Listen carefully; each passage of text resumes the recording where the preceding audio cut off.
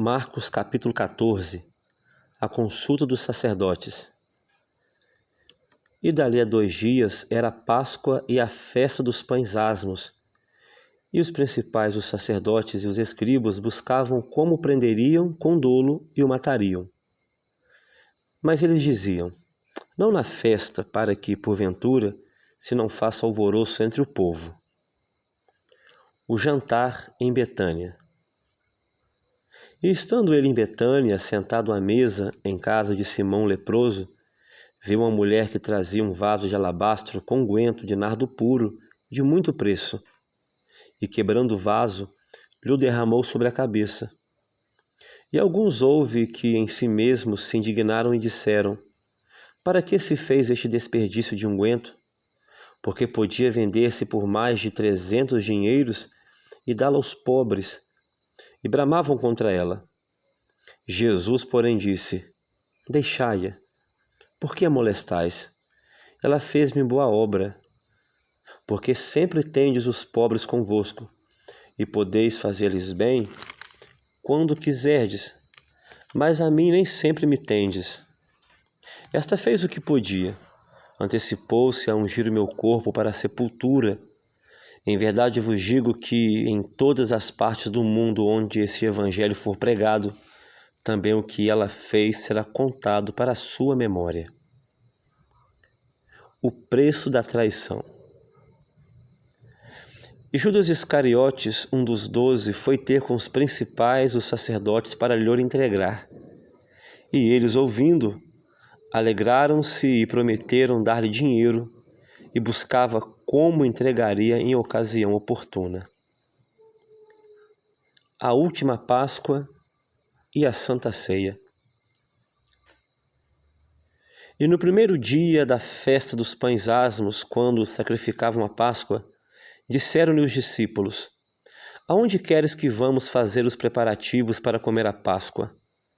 E enviou 2 dos seus discípulos e disse-lhes: ide à aldeia, e um homem que leva um cântaro de água vos encontrará. Segui-o. E onde quer que entrar, dizei ao senhor da casa: o mestre diz: onde está o aposento em que hei de comer a Páscoa com os meus discípulos? Ele vos mostrará um grande cenáculo mobilado e preparado. Preparai-a ali. E saindo seus discípulos foram à cidade, e acharam como lhes tinha dito, e prepararam a Páscoa. E chegada a tarde, foi com os 12.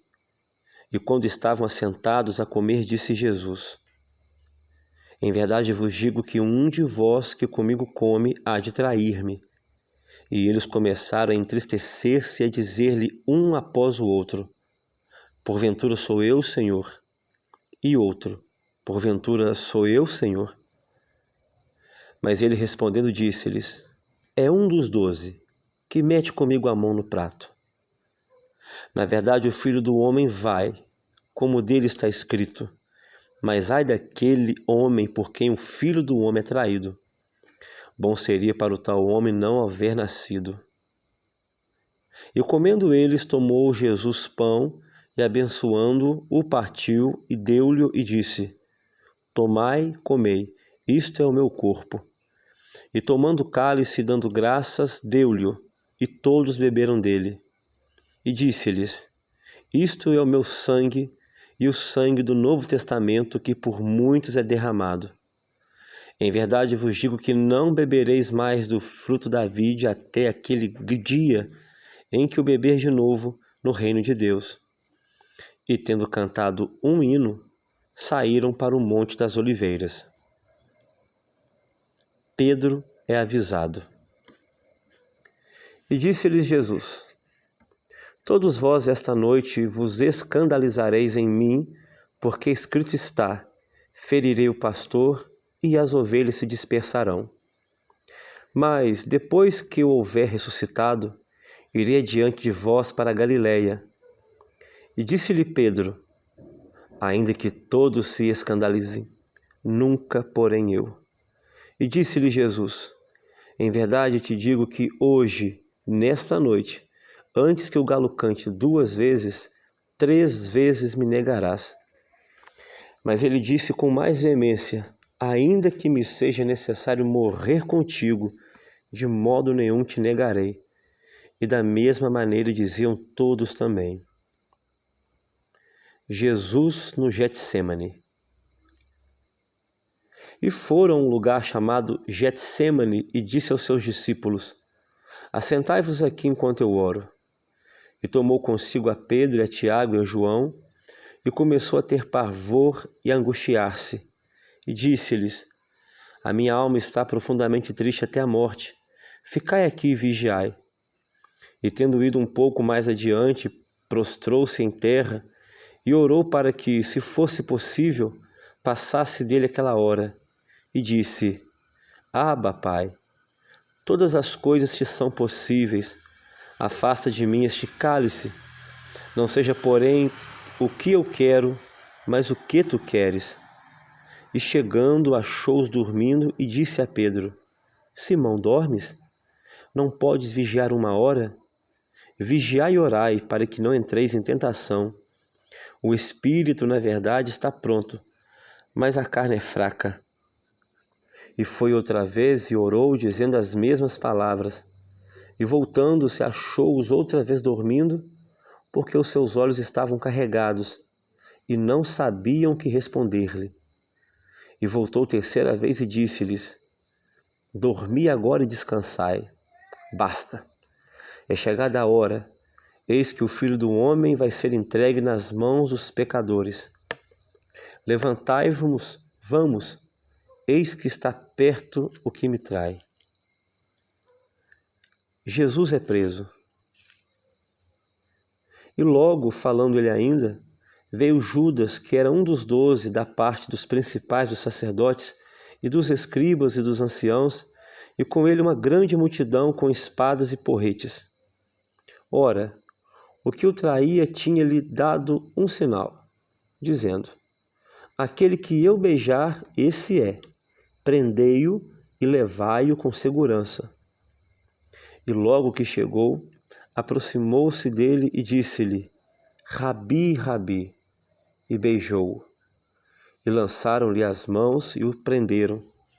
E um dos que ali estavam presentes, puxando da espada, feriu o servo do sumo sacerdote e cortou-lhe uma das orelhas. E respondendo Jesus disse-lhes: saístes com espadas e porretes a prender-me como a um salteador? Todos os dias estava convosco ensinando no templo, e não me prendestes. Mas isto é para que as Escrituras se cumpram. Então, deixando-o, todos fugiram. E um jovem o seguia, envolto em um lençol sobre o corpo nu, e lançaram-lhe as mãos. Mas ele, largando o lençol, fugiu nu. Jesus perante o sinédrio. E levaram Jesus ao sumo sacerdote, e ajuntaram-se todos os principais dos sacerdotes e os anciãos dos escribas, e Pedro seguiu de longe até dentro do pátio do sumo sacerdote, estava sentado com os servidores aquentando-se ao lume. E os principais, os sacerdotes e todo o concílio buscavam algum testemunho contra Jesus para o matar, e não achavam. Porque muitos testificavam falsamente contra ele, mas os testemunhos não eram coerentes.